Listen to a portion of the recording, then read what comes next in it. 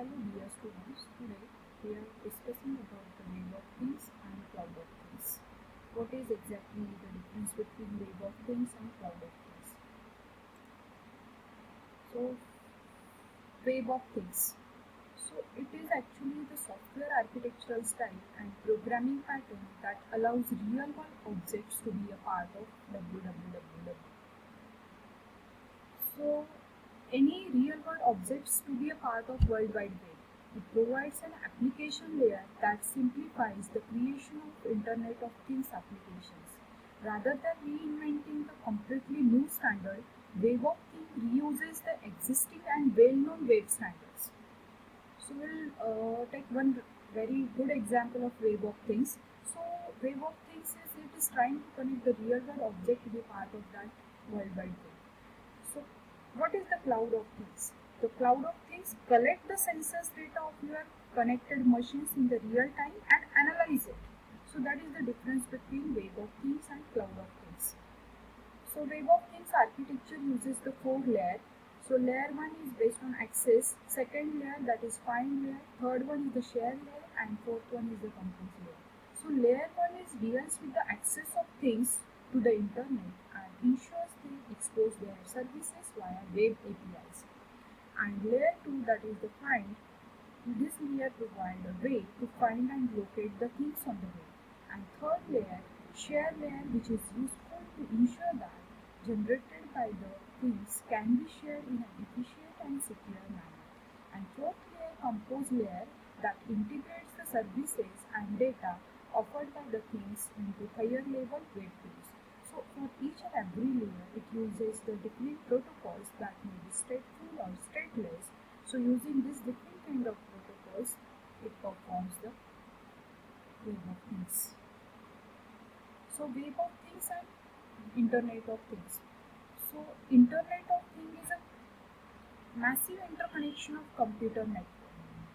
So web of thing is a part of that internet of things. So in the internet of things, there is a physical connection of part between the two or more computers.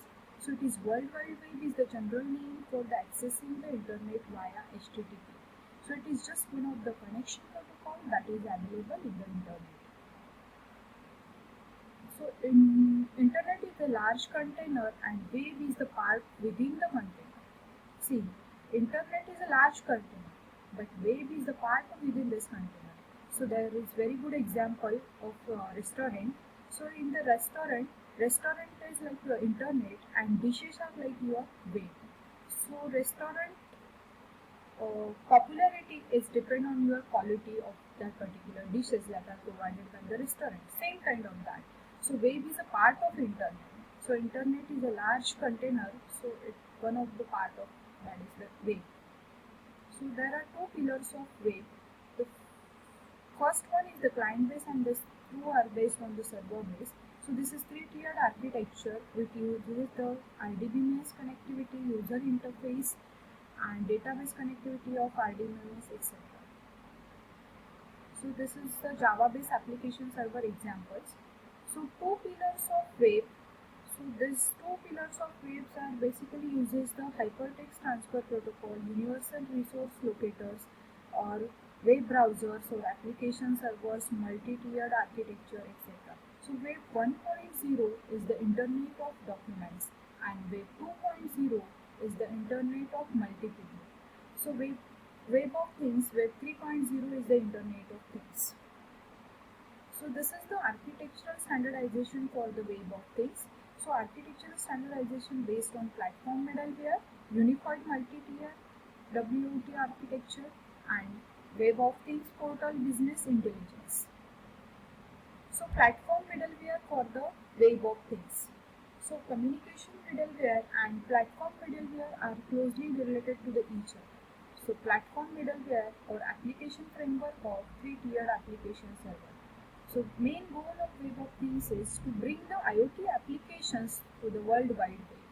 So when you want to publish that particular any app, you require again the cloud of applications also. So according to the Web of Things and IoT vision, every day object will be connected with each other with the help of internet. So this will inform you that is the distributed network with the sensing capabilities. So again in the observation is that it uses the different architectures like object-oriented design, Corba architectures, document object model, plain old Java object, component object model, object linking and embedding for the process control, object identification, simple object access protocol, JavaScript object notations, and so on. So this is the diagram for the platform middleware for the web of things. So this one example of animals is given. So that is also how the data is shared on the cloud and that data will be retrieved from the cloud. So that is given. So this is unified multi-tier web of thing architecture. So this is mostly based on the SOA and EAR versus SODA MAI architecture. So web of things and IoT applications should inherit and enhance the existing data formats and protocols.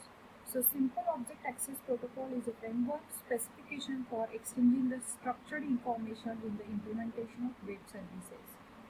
So it again uses the different protocols for the multi-tier WOT architectures.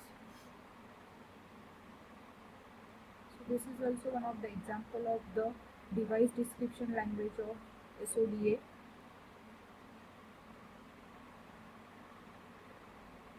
Okay, today we'll stop here. We'll discuss next part in the next presentation. Thank you.